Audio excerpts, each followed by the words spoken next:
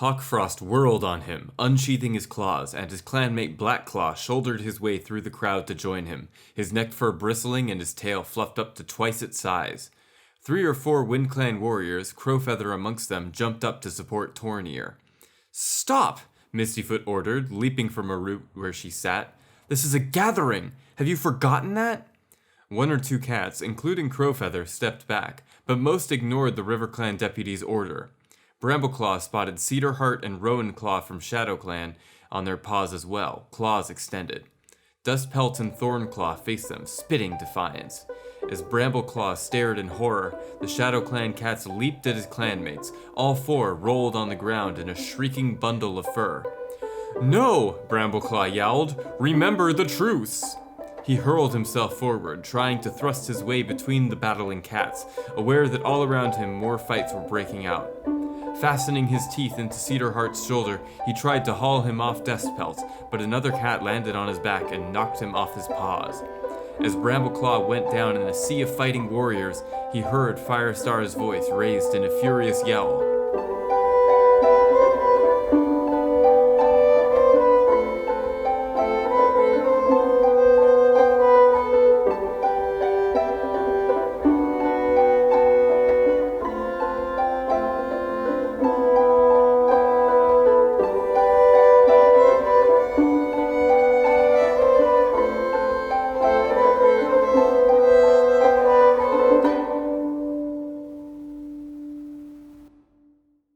Hi, my name is Spencer Grant, and you're listening to Fourtrees, a Warrior Cats community podcast. This week, I am joined by my friends Cora and Clayton, or should I say Mountain Dew and Clayface, who were both on this podcast previously, and we're here to discuss the book.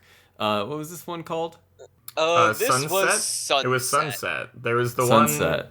There was the one line where later on they said, "Oh, I'm gonna meet him at sunset," and I was like, "Ah ha ha, he did." No, they met There him was at some sunrise, point. didn't There they? was, which I thought was confusing. There was some point where someone said sunset, and I was like, "Ha ha, that's the sunset." Maybe I read too much into that one section. Yeah. Possibly. We're here to talk about Sunset, a book that we all read together. How are you guys doing? Pretty good. I read it this morning. Mm-hmm. I am fully prepared to talk a whole lot about that. I have many opinions on this book. So do I. Yeah, I also just want to check.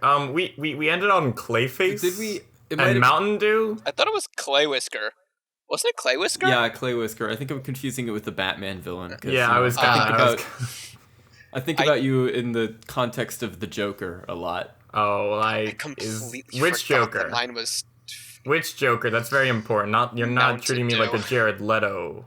No, Joker, of course not a Jared Leto Joker. I mean, like the Batman 1966 Joker, where he's like against Cesar Romero or whatever. Yeah, I'll take it. I'll take that Joker. All right. So I guess in order to most efficiently talk about this book, we should probably talk about what happens in it. So let's get right into that, so that we can spend 4 hours talking about everything that we thought in this book. So, in the Dark Forest, Tigerstar talks to Darkstripe about how great his sons are, and then forgets about how many lives Firestar has left. He's got an evil plan. Darkstripe asks if he can help too, and Tigerstar tells him to go away. Back in the Thunderclan camp, Squirrelflight has decided that she has forgiven Brambleclaw for browbeating and infantilizing her for the last 2 books. Ashfur is jealous. Crowfeather and Leafpool break up, and Stormfur and Brook are there. And remember that, because that's important. They're there. Sorreltail feels bad about Cinderpelt, so she uses necromancy to reincarnate her as one of her kits. Leafpool doesn't know about this, because nobody tells each other anything in Warrior Cats, so she just assumes that Cinderpelt won't talk to her from Starclan because she's angry about the whole Crowfeather thing. Everybody has to rebuild Thunderclan, since the Badgers from the last book messed everything up so bad. And then Leafpool talks to Spotted Leaf in her dreams, and Spotted Leaf says that it's good that Cinderpelt is dead because Leafpool followed her heart and learned that her heart lay with the clan and not with Crowfeather, and Leafpool accepts this as gospel without a second question. So Squirrelflight breaks up with Ashfur and goes on patrol with Brambleclaw. That's not a euphemism. They go on patrol. Brambleclaw says, I'm not willing to stop being friends with Hawkfrost since they're siblings, just like with Tawny Pelt. And Squirrelflight is like, oh yeah, that makes sense, even though Brambleclaw and Hawkfrost weren't raised together, and Brambleclaw has never displayed any similar interest in Mothwing, and Tawny Pelt was raised with Brambleclaw, so whatever. Back at Thunderclan, Leafpool is still sitting on the secret about Brambleclaw training in the Dark Forest, and Squirrelflight discovers the reason why most cats just end up staying mates with their first love interest, which is that it's insanely awkward. Leafpool has an exciting dream where Starclan tells her that exciting stuff is going to happen in the next series, but they can't say anything about it yet because the writers haven't decided what's going to happen. Brambleclaw agonizes over wanting to be deputy. Berrykit sneaks out of camp and gets caught in a foxtrap, and Shadowclan literally just watches and laughs. Hey, Shadowclan, you know that's against the warrior code, right? Woo, we're back to demonizing Shadowclan, baby! Is it in? Is there an official warrior code somewhere that says, like, don't, like, laugh at babies? It's in the warrior code that says that you have to help kits from any clan, no matter what. And Shadowclan is like, well, that kit that smells like Thunderclan and is living in Thunderclan territory and whose mother was adopted by Thunderclan isn't a Thunderclan kit, so we don't have to help him. Oh, right, I remember, because that was when the Harry Potter comparisons reached full level, when they went all Slytherin and called him a half clan. Yeah. Oh yeah. Because the Erin Hunters were like, hey, remember when J.K. Rowling did the whole wizard Nazis thing? We're gonna do cat Nazis. That was pretty cool. In fairness, half clan stigmatization was a thing in the first series, but it kind of fell by the wayside, and now it's back for some reason. Yeah, I feel like Firestar really, solved racism, and now it's back. I don't get it. and also, Blue Star's kits, who become very important. Boss Kit, basically like the most important cat in the cereal pool, whatever. So Leafpool has Brambleclaw is sad because he wanted Berrykit to be his apprentice. He's not sad because of any of the other horrible things that happened. He's just like, man, I can't be deputy if Berrykit's not my apprentice. Stormfur and Brook leave to go to Riverclan. I don't know if you guys remember them. They were there. And then Leafpool has another dream where Starclan tells her to pass along a message to Mothwing. But since this is warrior cats and nobody tells each other anything even when they're supposed to, she doesn't do it. Shadowclan does attack because they're the enemies in this book, or so you think, because at the gathering, Hawkfrost sits in the middle of the area and just blatantly manipulates every single narrative that is mentioned in a clear and desperate ploy for clout. And he's like literally at the gathering, like, I'm gonna play both sides so I always come out on top, and nobody else sees any issue with that. So Leafpool learns Mothwing's secret. Brambleclaw runs into Tawny Pelt in the Dark Forest, and it's the best scene in the entire book because she chews out Tigerstar for being a stupid and scolds Brambleclaw for bothering to listen to him. And then Daisy and her kits leave, and Brambleclaw is upset because he wanted to be Berrykit's mentor. No, he's upset for altruistic reasons. Don't worry about it. So then he and Cloudtail go to the horse place and convince them to go back, and it's very exciting. Leafpool is tasked by Starclan to co-parent Mothwing's apprentice, and then she goes and fixes Cloudtail's marriage for, good measure. Brambleclaw goes on a secret mission to spy on Shadowclan and Riverclan, and he watches as Stormfur and Brook are exiled by a jealous Hawkfrost. Remember Stormfur and Brook? They were there. So he picks them up on the drive back home to ThunderClan, and the next day, Mousefur calls a meeting to declare that she is xenophobic and she wants the ThunderClan bloodlines to remain pure and undiluted. And an unsettling number of cats agree with her, despite the fact that their leader is a freaking kitty pet. Whatever, I'm not mad. We're going to talk about this. So Brambleclaw tells Firestar to appoint a new deputy. Firestar's like, fine, Brambleclaw's the new deputy. Tigerstar tells Brambleclaw in the Dark Forest, I'm super proud and also very evil. Brambleclaw is shocked, and he's like, I didn't know you were evil. And then Hawkfrost pats Brambleclaw on the shoulder and is like, hey, I'm evil too. Do you want to meet up and talk about, evil things together? And Brambleclaw's like, yeah, all right. I want to defend Brambleclaw. So, when Brambleclaw read The Prince, everything that Tigerstar is doing seemed very, very reasonable when Machiavelli suggested. I'm just saying. Okay. I mean, if I've learned one thing from history, it's that the ends do in fact justify the means. Of course. I suppose that's I forgot that chapter where Brambleclaw reads the entirety The Prince. The Prince. Yeah, by Machiavelli. Did you miss that? I guess that makes all of his behavior okay throughout the entirety of the series. Never mind. Yeah. Gosh. So Leafpool goes to the Moon Pool. She teaches Willowpaw stuff about Starclan and gets another teaser for the Power of Three, but they're not going to be specific about it because they haven't figured out what's going to happen in that book series yet, and God, they won't figure it out bad. until they're done. Mothwing reveals a secret that Leafpool already knew.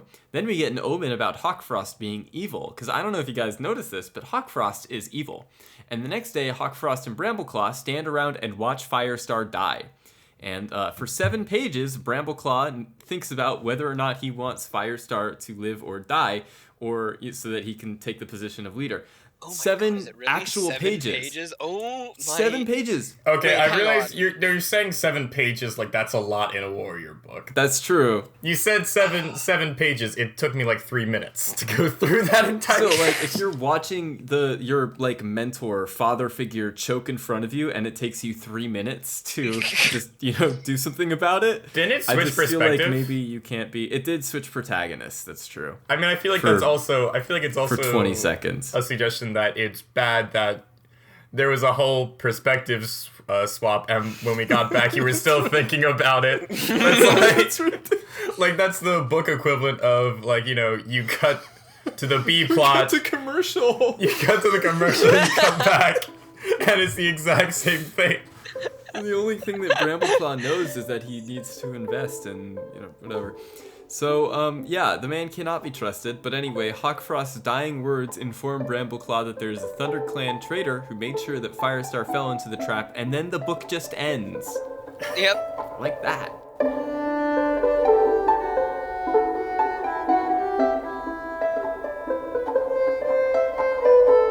Because, not before Starclan sanctions Brambleclaw and Squirrelflight's abusive relationship. We forgot about that. That's, I didn't want to mention it because I hate it so much. Wait, no, I just want to talk. Okay, I'd like to preface the entire episode with the fact that I have read no of the other books in the series. I'm just joining in from here, and to me, Brambleclaw seems pretty cool. Okay. Well, yeah, you didn't read either of the Like, two he books seems where Brambleclaw and pretty good Squirrelflight so hated far. each other. I mean, yeah, rough patch, She was like literally talking about how he made her feel afraid. rough patch relationship. And then Brambleclaw sounds was just good. like, it's because I remind you of Tiger Star, that cat you've never met, right? And Squirrelflight was like, no. But, she couldn't think of a better argument, so apparently that was just the one that persevered. Oh, God. I hate this cat so much. I just want to pick him up and throw him out of a window. Can So, we say I'd one like to- thing? Okay, one more defense of Brambleclaw, right? He did Okay. kill his brother in a really metal fucking way, like a real. That's true. That was I did pretty kind of cool. like that. That was There we pretty go, cool. and there's your first answer. All right. Of the Here's podcast. my first hot take, which I have talked about at length regarding how I wish Sunset would have ended. Mm-hmm. So basically, I'm still writing Warriors fanfiction. Mm-hmm. I personally think Brambleclaw should have killed Firestar and Hawkfrost and taken Thunderclan's leadership. And then the next that series, the would've point been of view sick. character is Tawny. That would have been So we so stop good. being in Thunderclan for once. Oh my god. And actually look at Shadowclan as something other than the bad ones. That's not until like 2 more series, right? If I know correctly, we don't Maybe? stop doing that for another 2 series, right? I mean, this is why, I mentioned in the Moonrise episode, this is why I think the first couple books in the New Prophecy are so much better. It's like, the whole thing is about, the clans coming together. Mm-hmm. And it feels like they're making actual progress. Yeah. And then, I don't know if it's some kind of social commentary on the nature of cats. Probably. But as soon as they get to the lake territories, they're right back to thinking that everyone else is horrible, including Windclan for a while, which is It's so new. bizarre. Wait, so you're saying a grand social commentary about cats, but the social commentary is that cats are animals and are territorial. but only Is that the social commentary? Is that cats aren't people? But only certain, That'll show them. Well, it's not just that they're territorial; it's that they're territorial and also needlessly cruel, and will watch random babies die. Yeah. Because it's not from their bloodline. I mean, have you ever seen a stray cat? They're kind of dicks sometimes. They're not very nice. They're kind of jerks. Look, you have a point. But I do not think that this was the Erins just like totally owning feral cats. Like, oh, I'm gonna write a book that's gonna make you guys look so like bad. I think what happens is that like I think the Erin Hunters, they alternate between these cats being way too personified, and whenever they do that, they just sort of remember suddenly that they're cats and they have to like readjust, but they always readjust. They're like, yeah, they're absolutely brutal cats. I think every single moment there is a tender moment. They think, oh wait, no, they're warriors. We need to show they're warriors by making them unnecessarily cruel. And also wild animals. Yeah. That's at the same time. I just think that like even the tender moments are like bad. Right? Like yes. Like a lot of it is just bad. I honestly feel like the writing quality dipped pretty harshly after what was it, Dawn? Yeah. I mean, that's allegedly where this series was supposed to end. It was like they found a new territory. That makes sense. But anyway, so I guess continual hot takes. Let's keep going with the hot take train. Mm-hmm. By all means. Cinder yeah. Kit, Cinder Heart, Cinder Pelt ish. What is the deal with? When has a precedent for this been established? That's a great question. I will say nothing Starclan has ever done has had a precedent. I feel like they're like a literal Deus Ex Machina, but like cat ghost, right? And also just I've decided that did Cinderpelt agree to this? The best reason was she consulted? That's I think that the reason that I settled on after reading this is that Spotted Leaf is well. No, hold on. I mean, listen, as someone who hasn't really like gone through them and isn't really the expert, right? Cinder Kit being the resurrection of Cinderpelt, that comes back in the next books, right? Oh yes, yeah. That would be, because if it didn't, that would be just a terrible choice. Like that would be weird. Like Cinder Kit's important later on, right? Yeah. Right? Yeah. You promise you that? Yeah. Okay. I think so. And I believe only in the capacity of Cinderpelt. Basically. Oh, so like Cinder Kit becomes Cinder Heart, I believe. Yeah. And the only defining trait of Cinderheart that I remember is it's Cinderpelt if she got to live out her life as a warrior like she always wanted. Supposedly. Oh, is that the justification? That's what they say. But I'm pretty sure that this is another example of terrible ableism on the part of the warriors. So I think that Spotted Leaf intentionally and with great malice orchestrated the death of Cinderpelt so that she could have Cinderpelt prematurely resurrected so that she could be a warrior. Because I think that like, I'm pretty sure that that's what happened with Spotted Leaf too, right? Spotted Leaf wanted to be a warrior, but she was forced into the path of the medicine cat by external circumstances. So she started projecting herself onto Cinderpelt. She's like, Cinderpelt and I, we have a lot in common. We're both in love with Firestar for some reason. God, we both wanted to be. I know it's so weird. We were both in love with Firestar. We both wanted to be warriors, but we were both forced into the life of Medicine Cat. And so Spotted Leaf, she sees that her opportunity is long past, but she can say, well, if I was a warrior, if I was given a second chance, maybe I'd be like Cinderpelt. So I think that what she did was she took advantage of Leafpool's attraction to Crowfeather and used it to lead Leafpool away from the camp, knowing that the Badgers would attack, and without Leafpool around, Cinderpelt would be killed. She knows that Starclan feels pity for Cinderpelt and will reincarnate her. So, this is all part of her plan to have Cinderpelt killed so that Cinderpelt can be a warrior so that Spotted Leaf can pretend that she would be a good guy and feel better about the warrior that Cinderheart grows up to be. She could point at Cinderheart and say, that's what I would be like. That's what I would be like. She wants to tell herself that she's doing something nice because she believes that a life like Cinderpelt's isn't worth living. Because she lived one too, and she didn't like it very much. That's what I'm thinking. Spotted Leaf is a villain. I really thought the direction you were going to go there was that Spotted Leaf resurrects Cinderpelt into Cinderheart, so that she could be a warrior, and then she steals Firestar. Like, steals Sandstorm's name. I thought see. that was the direction you were going with. And I mean, what does happen with Cinderheart is she falls in love with Firestar's grandson. Right, which is... Oh, I that's a forgot good about direction. that. Oh, I mean, I'm getting all my information about Cinderheart right here from Warriors: The Ultimate Guide, which is a piece of media I like to bring into the idea here because it has illustrations of every single one of the cats. Oh no! I remember. Yeah, you brought that with you to the last episode, and I think you. I didn't bring this one. I didn't bring not to the last episode. No, because I only found out about it this time.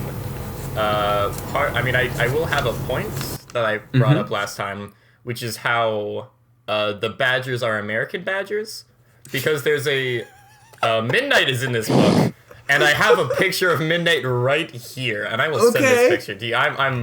So it's an American badger. It's an American badger. Listen, this is the most American badger I've ever seen. Like, you don't even know. Okay, it's got. Oh, let me just bring up. Multiple people in the past have talked about this badger thing. Are you sure it wasn't just me? Has anyone? No. Alex brought it up in reference to you, and so did Cora. I also brought it up. But maybe have you considered that Midnight is an American badger, but is therefore an invasive species, and that's why that's not gonna happen. Badgers. Why do you keep thinking, like, where's the American badger coming from?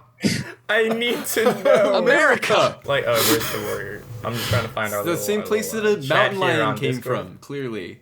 Or it's just not an invasive mountain lion. Like, Look, this is definitely Britain. This is look definitely right here. UK. Look at this badger. That is I'm the most. looking at the badger. It's so, like, specifically an American badger. Now, I will say, while I was looking through this, because I looked at many illustrations of Midnight, in the Russian illustrations for the Russian release of Warrior Cats, Midnight looks like a Eurasian badger. Okay. Which then brings me to the possible compromise we have here, which is that the Warrior Cats forest takes place in wherever your closest whatever country you're in. It's like a magical forest that is always your region. It's always in your nationality, because otherwise we would wreck children's dreams, you know? Okay. I think the evidence I've used for saying that this is UK is one, the two-leg name for Fourtrees is Druid's Hollow, and you don't see places that named after druidry that much in America. And also, the poisonous snakes in the old forest are adders, which are not found in America, unless I'm mistaken. Let's see. We had an episode with a wildlife ecologist, and I think results were still inconclusive. I'm not kidding about that. That was Erin, you need to clarify. I think the results were still inconclusive on whether or not. I think in principle I agree with Clayton in that it is whatever forest is nearest to you. But my personal spin on it is that Warrior Cats books are all folk tales, and some of the details are just lost in abstraction. And in the thing, they'll get changed in different versions depending on who's telling the story, and that's why that's basically why like all of that explains away all the inconsistencies for me, anyways. I mean, I have one, which is do one of the cats like look at a snake and be like, "Oh man, that's a poisonous adder"? Yeah, probably. Because in my response, I would say that cats are dumb and wouldn't know the difference between a regular snake. Cats don't know what an adder is. I would say that a cat who at some point has Wait, to cats eat don't know what a adders, badger is. I'm so confused. Why do they know what a badger is? They live in the same territories as these things. Presumably, it would be advantageous for them to know that, you know, this is a badger, this snake is poisonous, this snake is safe to eat, right? Because that's the evolution. Otherwise, they would just die all of the time, which, I mean, they do, but these cats, we have to, like, agree that at some point these cats have developed sapience. Not necessarily intelligence, Well, yes, okay, that is I the think first that one, right? they're still very dumb, and I think a good reason for that is because, you know, their brains are like 5 centimeters long and they weigh 30 grams.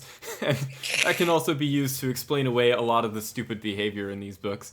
But I do think that they are sapient and they maintain some of their animal instincts, which would be, you know, being able to discern between a snake that is poisonous and a snake that isn't.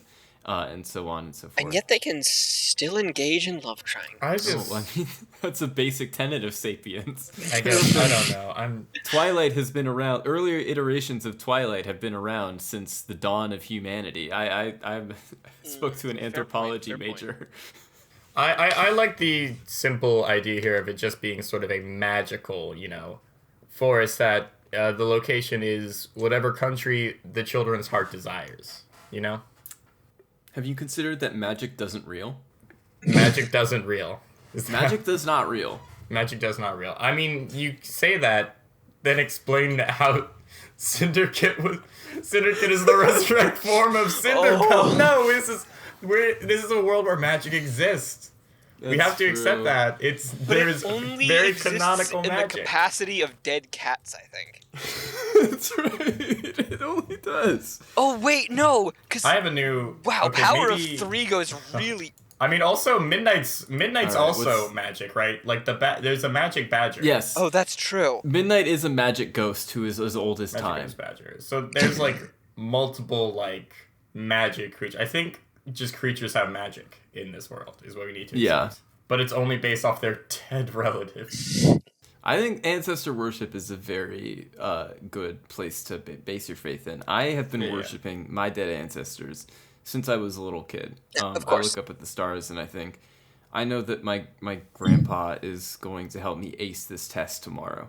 And I aced that test. And you know why? It's because of my grandpa. Because your grandpa gave you a vision telling you all the answers? Yep, my grandpa gave me a vision, and I passed out in the middle of the classroom. I woke up in the hospital with several missing teeth, and they But said, clutching sure, you your passed hand. the test. Not clutching your hand was the answer sheet, and Wait. it had a little bit of blood on it, but it was correct. The blood Don't- dripped wait, exactly where the answers were.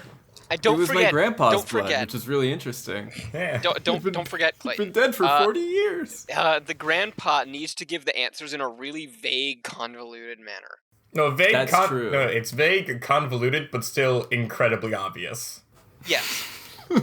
However, It's just you won't understand it because you have a tiny little cat brain, so you don't get the clearest like pictograph language possible. It's like, oh man, why I see a moth's wing? What Oh could my this mean? What Do you could remember? this- Do you remember that stupid dream that Leafpool had like right before? She's like, I saw a bramble. It was like claws. I wonder what it could mean. And then they went to Firestar, and he's like, oh yeah, Brambleclaw. I guess he would make an excellent deputy. See, this, as we've So- described, like, Firestar remains the only competent cat in the forest. No. So I would like to say that I know But Hogfrost apparently is this- evil, but he is also the one cat that realized that the visions Everybody were else so is stupid. Well, he realized that the visions were so vague. He could just be like, yes, I'm gonna put a moth wing. Like he realized he could fake it. He had the hold control of the brain cell. This book, he stole it. He stole all of the brain cells. It was part of this evil plot. Is that why Riverclan never really shows up? Did Hawkfrost Yeah. steal all of their brain Yeah, cells? Hawkfrost took all the He brain took cells. their screen time too. It's Yeah. bastard. I was thinking about, like, when we were reading through this, I was like taking notes of which cats were like In charge of going the brain on. cells? Which ones were Yeah. in charge of the brain cells at that moment? One thing was interesting to me. There was a cat called Blackclaw in Riverclan. He's White Claw's brother. Are which you is kidding me? Nice. I'm not kidding. White Claw was Oh. the cat that Grey Stripe killed in book 2. Oh, my god. But what's interesting about Blackclaw is that Mistyfoot, you know, one of the competent cats in the forest, is his mate. And Blackclaw is one of Hawkfrost's cronies, which is like, I think that's kind of interesting. It reminds me of, I don't know how many couples you know this, but like, you know, left-wing GF and alt-right BF, and they're like, oh, we don't talk about politics. They gave off that energy. Speaking of one of the competent cats being Mistyfoot. Mm-hmm. So, we were discussing a little bit earlier that, half-clan cats. Yep. Right? One of the competent cats. Yep. What? Why is there so much xenophobia against half-clan cats when they're, like, universally the most competent cats in the entire... I guess it's because their opinions are so slipstream. It's because... No, don't you understand? They're competent because they had to face adversity. Oh, that's a good point. Adversity breeds competence. I mean, Mistyfoot didn't find out until she was, like, a senior warrior, though. Right, but then she retroactively gained competence. She retroactively faced adversity. And then her brother did get murdered because of it. So That's maybe true. that counts. Well, I mean, I thought Mistyfoot wasn't like He posted cringe. She deserved it. Yeah, who was Mistyfoot? Was Mistyfoot one of Tiger Star's kids? No, you're Mistyfoot thinking was... of Tawny Pelt. Mistyfoot was Blue Star's kid. Yeah. Well, yeah. See, she got it from her. She got the Blue Star genes, I think. Maybe it's she got the opposite. Maybe it's yeah. I think it maybe be that all the competent cats just like mate with non-clan cats, and then so the issue is that it's not that they're good because they're half clan. It's just that all the competency, I guess, makes you attracted to. Oh, they're competent, so they're not attracted. Yeah, they're competent, so they're not attracted to any of the warrior cats in the forest. Because like, wow, all of these people are idiots. Oh my god, that's the take of the century. All of these cats are stupid. The reason that the half-clan cats are, it's because all of the other cats are so inbred that they can't. Well, you say that, but on the other hand, mating across clans isn't strictly limited to competent cats. See That's true. Crowfeather and Leafpool. Yes. The worst thing. Oh my god, they were like a Mountain Goats album. This entire they're like, I hate you, but I love you. It's so dumb. Babe, I'm just in awe at that relationship, at like how anybody was like, yeah, this is a good idea. Yeah.